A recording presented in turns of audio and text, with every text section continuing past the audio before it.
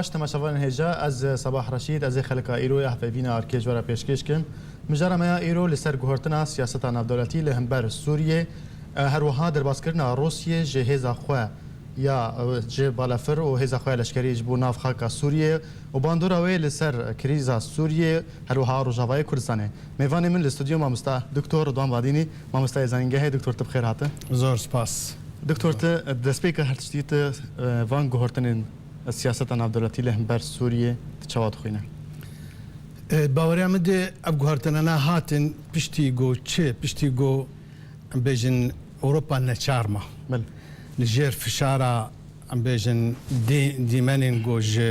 سوريا ديماني شر وديماني كوج بريه بل يقول سر عم بيجن سر سينوري وان باوكي بر بالكيش سرنجراكيش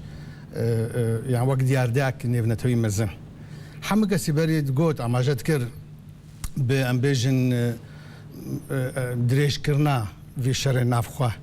في كريزا سوري قال لك إنسانا دقوتن وقت بيجي بيوستي هاي باتفاقك سازانا كابي نيف دولتي لسر شونتي شار سر كرنا كيشا سوري وكريزا سوري للباوري عمد أو زغط في شارع النبا أو قوران كاريانا روند دان تبيجي پنابریا خلکی سوریه بود صدم کو اف گهرتن بین کرن ليه اگر باش بلكي باش تبيراتشي سالي نوتيده بله كيشا كردي غافاغو امريكا سوز دا وقت بيجي كردي رابن غافاغ هات عراقي تشتكي غورانكاري موقفي ويد وقت بيج بابند بونا وي بكيشا جارا سكرنا كيشي نافخ العراقي كيم بله تاني غافاغ هجرة مليوني تشيبو غافاغ كرد دركتن سرچيان غافاغو ام بيجن راي عام عالمي تشتكي نهي سانا بله او جولاد بيت ليفو تفقرد كبي بله قال لك جارا حكومتي دولتي ديمقراط نشارد من دبن جير ام بيجن زخطه راي قشتي اوان ولا تعنادي قوتشتن اجراءات اسعافي بيجي اجراءات عجله اجراءات قو وقت بيجي اثبات بكن بتشابسينن كو او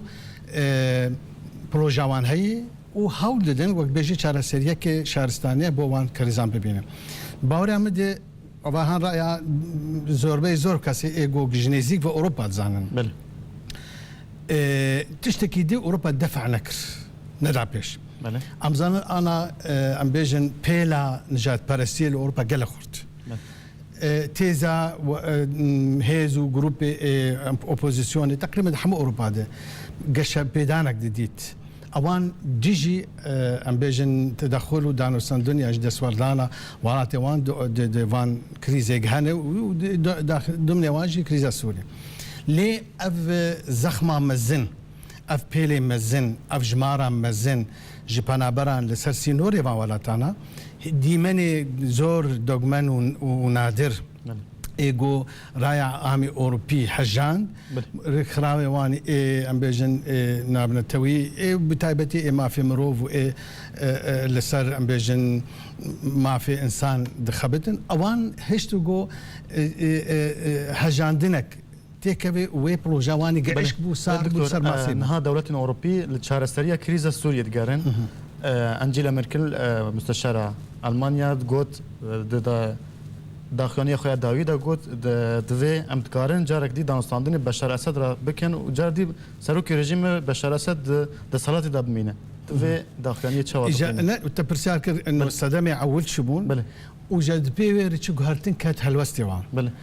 اف غهرتن وچينبا غوا مابانا ام بيجن باواكي تيوريك باواكي ام بيجن تنها وقت شاف دير تماشا كربان بردوم با هلوستوان وك ابري مابا لغوا دبينن اف كيشه جوانتي خوسن شارع سر بكن بمليار او صرف دكن لسر بنابران الولاتي خو ديتنجي او بروجيواني ولو اسماني مجرد ابستراكت تيريناكني هنا كي بيتر بواقعيانا نزيكي كيشيبون وهول دان جو تشتكي ام بيش كيشكن جو رياليست بواقعي براسقينه به قارب فعلا جيجو بروبليم اللي هي جيجو كيشلي بجيجو كوتش برجي داد كيفن لو هذا كي شارع سرياك واقعيان جربي ديتن اجاج برول اف هالوسا واجهات قرتن جغيني ويجي او سازانا قناب نتوي دانو سندني بيكر ولافروف كيري ولافروف دانو سندني بقشتي شرقي وغربي بين روجلات وروج افاي اوروبا وناتو وهذه بيجن جو او برياردرن لسر عاصي جهاني او هشت جو وقت بيجي هناكي تشتكي نهتك بهالوسطوان او جوي دانو سندنا خوي جو صار بو ناكتيف بو تاني دبلوماسيتك شكلي بو جوي دركه من قناع تلقى كارب فعلا وين كيشاك اجا جوانتي خوستن سر جراني سر ابوريا وان سر سياسه وان سر دبلوماسيه وان لسر هستي حوالاتيه واندك جوي شغد ما مجبور بو هناكي نزيكتري وقت بيجي جياني بلان خوا نزيكي هفجي بكن لقال روسيا بل ابتشت هيلك و دولتك المانيا هل ويستقبوك هره لهمبر بشار الاسد كو بهزار توانا كرنا وانا وكي جافن براكتيكي وجافن براغماتي يعني الفيلا قابل بردوام كربانا حمك سي اتوقعت كرجوان يقول اوروبا بيجي بزانبه شي هي تكاربك وشي هي اخافتني جبو استهلاك جبونا راقي عندنا جبونا بيجي اشنبونا يعني جي هاوردانا بيجن رايا قشتي قابل بردوام كربانا هلوسا خو باش وشلو كاربن ام بيجن فان في بيلا بانابران كيم بكن وام بيجن في شاروان لسر رايا خوي محلي سر رايا قشتي انا ولاتي خو كيم بكن باندوراوي قابا جو بروجيك واني حقيقي تنبي بزانبن بواو كسي جو بروبليم جدل كيف دانو سندنا كبير بس فرانسوا هولاند بيجي دوی بشار اسد قناغ بیا سوری دا نمینه اف ناکوکید ناورا المانیا و فرانسا دا چواد خوینه زن فرانسوا هولاند به تبي رامر ده حزار ويعزاد شاري معها حفتا حمي سياسة مداري فرنسا وشغل لوران فابيس وشغل سرك وزير نا وزير خارجي بو برنار كوشنر حمو شاب وراسي فرنسا قشة بدنجك بلند دقوتن دا سوريا دا هاتو ده فكري قوتن بلقاو فيلم هاني ايجو بمارة قاباقو مثلا دانو سندكر سوريا سبا وبي بشار اسد انا اجي ايجو امبيجن هناكي امبيجن بوشمان بويه لوان قوتني خوي سرت وعشق ونب دهاتم كارانين وين ارمايا هاني تفسير دكن جبو تشي جبو خاطري ديس ملتي سوري جبو او بيلي بانابران كيم جبو او وقت بيجي آزار وإيشافان بمليون إنسانا هناكي بيجي جير شاراكي جير پیدا کن زو ندرنگ و چاره سر بکن إذا هناكي دي نيوانس بتشوك دي بيجن دي توني غوتني دي نابنا فرانسوا هولاند وميركل يانجي هنكي دي هبه أنا نكي شيء مثلا أنا جرك هبن أنا هريا كي وقت بيجي الجر چند خود بينه نچار وقت بيجي ديجير وان فشارانج وكاربي وان تشتيق وبيجي بشهم روشة نافخوا رايا قشتي نافخوا چاره سر بكني زيكي ام بيجن وي هالوستا خو بيقول هم جي لوان جيغو بروبليم وكشي يعني بلي هالوستا المانيا وفرنسا دو بير تركيا جي رجب طيب اردوغان سروكي تركيا قوت ام دكارن بشار اسد دو قونغا بيا سوريا دجي بهلن ام دخوازن بمينه نرينا تاف هلوت جبر شهات ابجي بوان بقريدا يعني في شارك اوروبي لسر اردوغان هي حتى غوران كاريك مزن تيكرن انها دينا حلوسه فان حمود دولتي بريار درج ايغو بيوان ديوان هبو باوبوزيسيون سوريا تي بيراتا بلكي دسبيكا شورشا سوري دي بدهان تشد بجن لدواني رجب طيب اردوغان انه ايغو حما كربه مستقبلي تنبه امناه حما قدر السوري تشبه او ايغو بلاد ياخذ كوجي او دا استخوانات دني وقال لك شيء واقول يعني جبر في اف غورانكاريا مزن اف غورانكاريا حقيقي رسقينا جو شي بي انا هيدي اليات جردان تين دانين فان روجا ناخذ انا صرت بجنب فان روجا برنيزي كان سيرو دي تشارو جدي جروب ايجو اوبوزيسيوني او كسي ايجو وك شعرزا بسبور زائدا جو هناك الماما واني علمي هبه يعني كسن اكاديميسيان نتن سياسه مدار تين فخواندن موسكو ولا جيكي ديتر الاتحاد السوفيتي جاران جو لسر فان بروجي ايجا جو كارن بين كرن نتمنيات وتشتي خوازي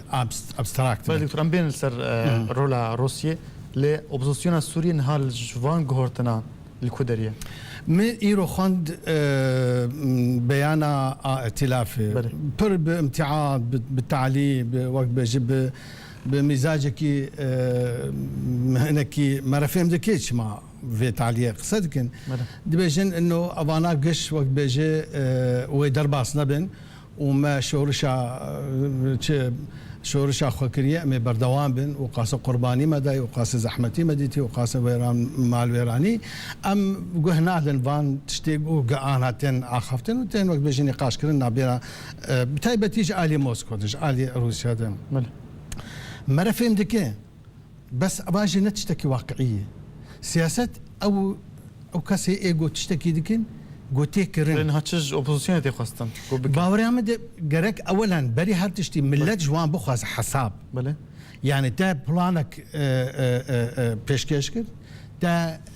اكتيتو ام بيجن رولا تا سركيبو دي بيشخصنا روداوان وبويران بوشي ايرو هي وايرو تتبيجي ديسس تشتكي ناخوازم تشتكي افكاسي جو بيشنيار دكن نبدل يمن دفرد فابي برسياريتي اما جارك ام قوتني خلقي بيبيفن لغور تشتيقو كارم بكن تشتيقو جوانتي يعني تو سياستك بكي لصار خينا ملات لصار ايشو دردي ملات او سياستها النقري دايب بواقع به تنقارة تنلقور قوتني خوي او كرتانا دست تنين ايغو كارت توي سياستا خو بيجي بجيبك تو مزاولاتك تو لدربي ام بيجن درفتي قوتي خصن كاردك وان درفتي هيجي بن بيدك جاش برولو از فهمتكم يعني افشار سال كت سالا بينجا حمه ببي ام بيجن دس نشان كرنا بيجن ببرسيتا هنكا جنكا بيتر بيقومان او جهيه وهاتبو اختراق كرنجي وقال لك جارا جاب تحدياتي مزن وتشتم دا زواني نواقعيانه او بون ايجو هشتن اف في دوامات بمين يعني نا خمخوري قال لي سوري بون كيشي جو بتدهي صالان ناف سوريا ذهبون بدنا معارضات قبل ما نقاش ذكر خوش بردان الي ضمن واجد مثلا صار مساله كردي سوري صار مرسل عماي روج ابا وكيشامي كردي يعني ابانا حمو باوريام دي ايروجوانتي خصن واصلا يعني وايجي دي جانا براكتيكي دي خلق جوانت خازن كا هون لكبون كا انا بيرو بوشوني وتشين لسرفانت تيقول نهتين كرن حياه كينجي هون كاربن ام بيش بردواميا فان مزاودات فان تشتيقوا ناين كرن هون تخازن وهون دوري واقع ودوري وقت بيجي انا خلقي سورينا بله دكتور امين بين سر روشا كردان هروها هلوستا روسيا ودرباس كرنا لشكرين خوش بو سوريا لبشتينا وفركين مرتبط كرن بله تماشاوان هجان وفرك ام لوفت كرن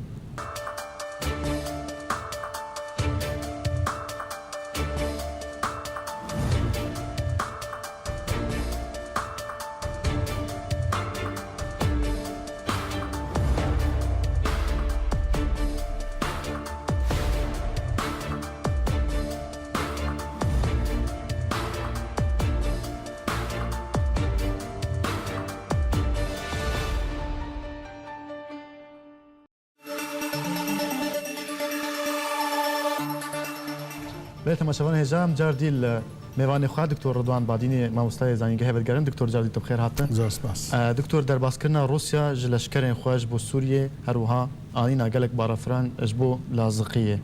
divê helwesta Rûsya ev karê praktîkî di nav Sûrî de tişawa dixwîne كاك صباح البيك مرزانة ب روسيا دمك دريج وك بارتنير والشريكة ام بيجن وان تشي قبول سوريا دمك دريج ده خد بيني وك ام بيجن بعرق جبر برساريتي جيت كيف سروان تي برام جارة اول بيش تدمها شيبونا انطاليا ازيك ناف وشاندا انطاليا دبم جبو روسيا سي جارة مبوي صفتي سردانا روسيا كر قال برسوان مقصد كر اوان خطاب اوان شبو دقوتن اما شبو ما سوريا تشتكي ام بيجن دولتك جدرفي ولاتي خوا وبيوندين شكلي ام نابين بحزاره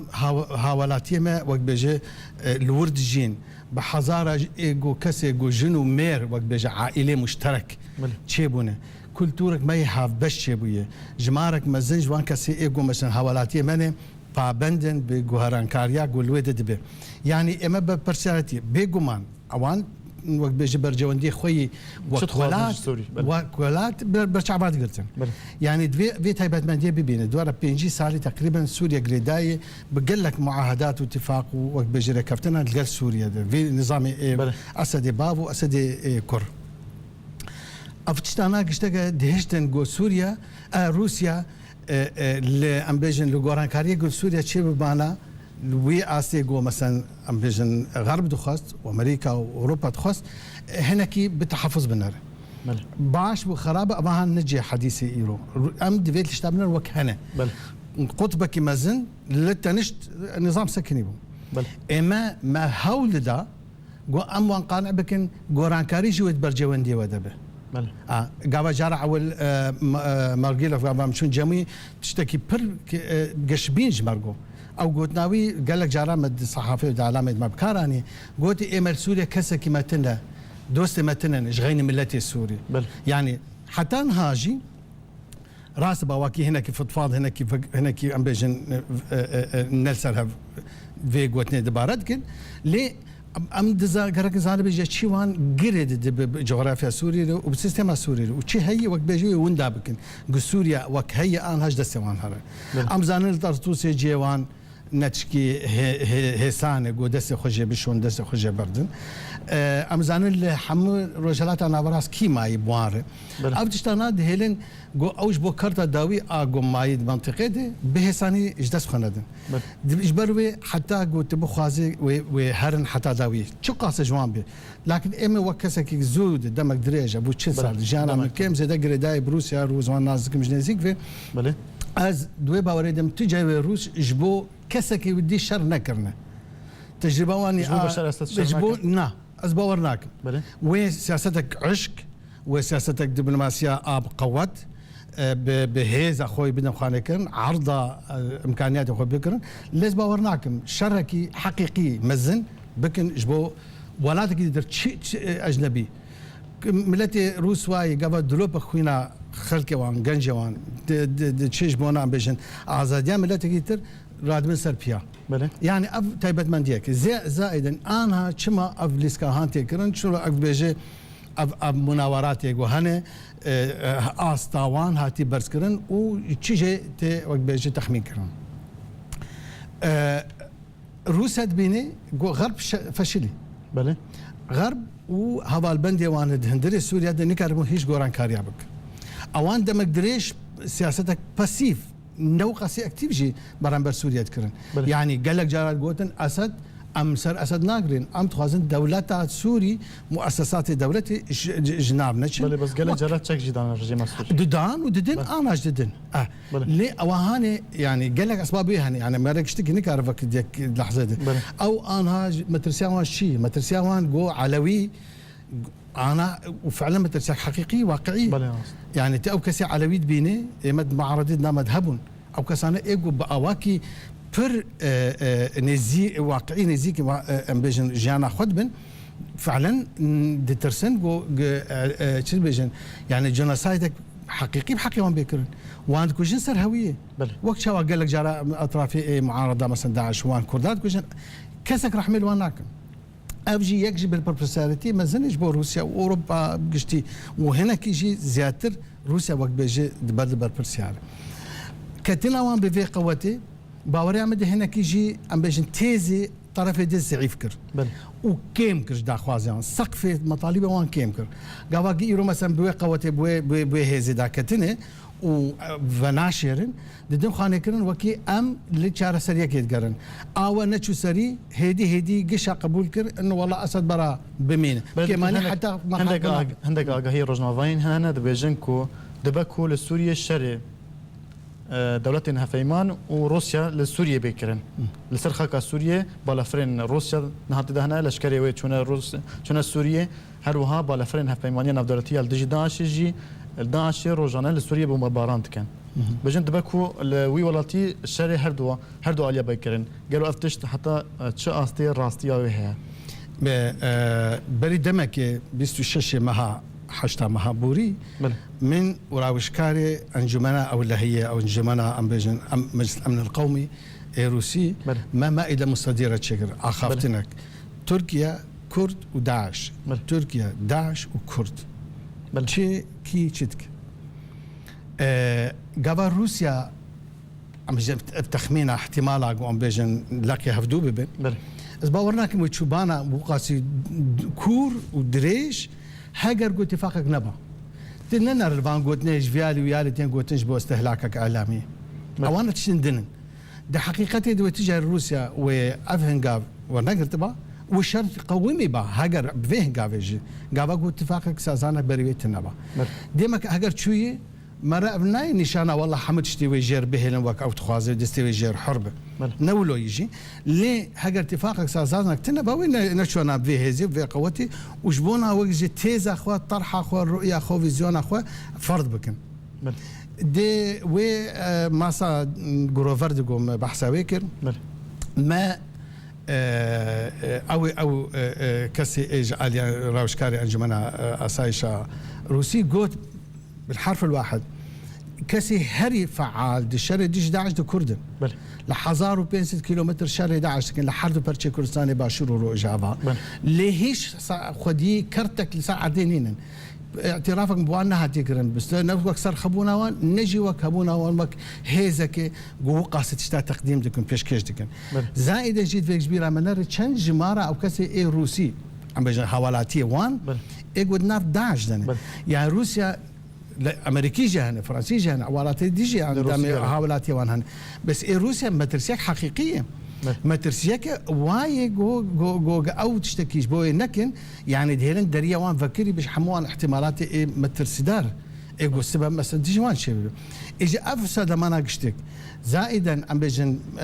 درباسمونا وان كتنا وان شر ديجي داعش ودهلن هناك يجي زور بدا اخو اما كرد حتى باش ما نديتي ابا ما جوده نكري ما تشخيص نكري اب سياسه اوانينه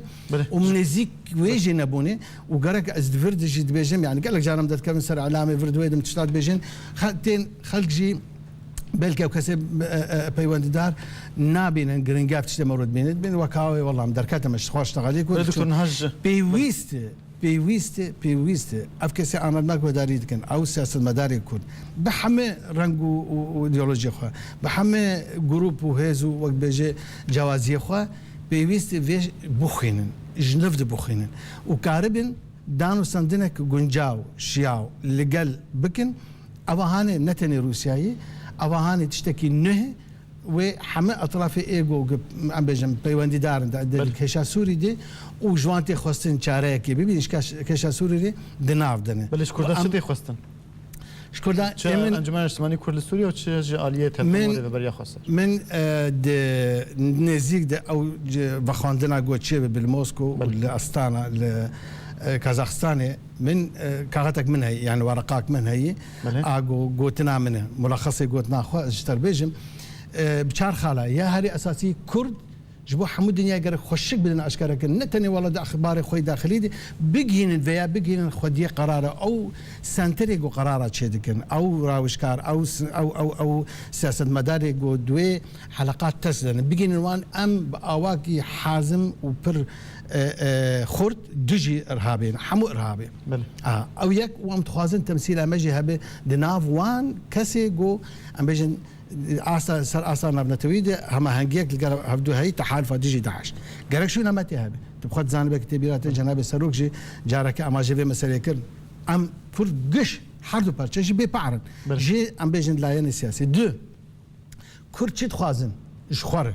جرك أما زور روم بو أشكربه هجر أمنشن أنا وان أشنا لكن بوان دا خوازي خوا وبمين ديس لخوازي ما وقت شلو أنا نا معارضي هنا نبقى وقت طوباي ولا الدنيا قش بوجر حياتي خوا إدارة ذاتي بالسنة أما هاتشنا قبول كرن أم خوا إنجح كاربن ومنك خوش باش بوجرن أم تشد خوازن نجرك أم تشد دنياي بوجر حياتي خوازن أم جيب بن دو صار أستا أنا كسا أوجي نمين هسيرة أم بيجن دا خوازي خوا لقل تلافه أم زانه چقاسي لوان جيان تنكرنه نکارن جوینه فرهده گوتنا کردستان حتی بکاربین کردستان سوری و انزام چی و الى آخری. اما مسئله دوی خوشی رزگار بکن. ایرو وقتا که تجاری دنگ خوب بلند کار بکن. سه تی جوینه که ام بیشن سریع اسعافی ناوان کسی پیونددار دی ایگوان چند نجبو جار که الهفدور فحویان و چون شفکتن. خلیاک ازمیه به او خلیاهان بشافو بروس به حتی عبارة الرونه يعني جفينك فكري به وحتى افكشات شارع سببه يعني اما ام هاجرن كان خليها كله ام في ناصبك تمويل بك وكاربن وان تخ ناف جاني كارون وان برياري كردا بجين وان كسي بيونددار ام نبج مرشتري اف روجانه گوهرتن دوان چکان چی دبن هاگر ام خونگین وان کسانا از نابج همه که خوتی خن ایان جواک اب خوندن الموسکو چی دبه داش حمد شي بردهرن و یا همه باوریا خو ببینن یا چکی دبین دناف كاردبن اكتيبن شي كاربن بسين بار التخسير نكن و جد بيجن بدولينا بن دكتور كورتي برسا كمان داوي هي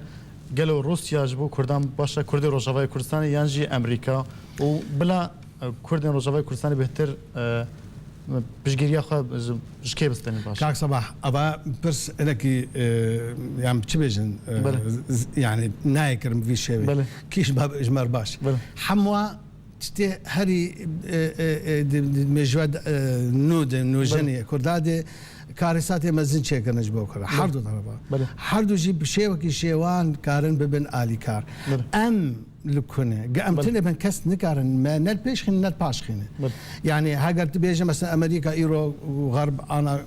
اواكي قشتي قالك باش بلام افشار ما هوان تشتكي نه ندانا كردا سيد صالح حفتي بينجاده كي نايبي راوي او تشتكي بسري كردها بصد حزارة كرد ركتن به هیچ هیوی به هیچ خودی درکتن و او هاتن بون حساب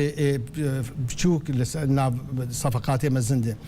روسيا جولو جمهورية مهابات نزاج ام وانتشتان ها زانبن لام سر وقت بن نو جنبن جيانا ايرود بجين چی ایروتی خواستن جمع ام بمین المال خورونشتی بیگو ام آماده ببین وان جوین و وان دانستان دنادو ام بخوازن والله حمد شتم بی قبول کرون بی فهم کرون و پشگیری ام بی کرن اما هنر تشتکی خونه جبرولوز بیجم اف انا دخوازی عجله سریع او جو خلیاک ازمیه به حزب ما هر نظام چند هفتیا یعنی مهان جارک الهفدورود نین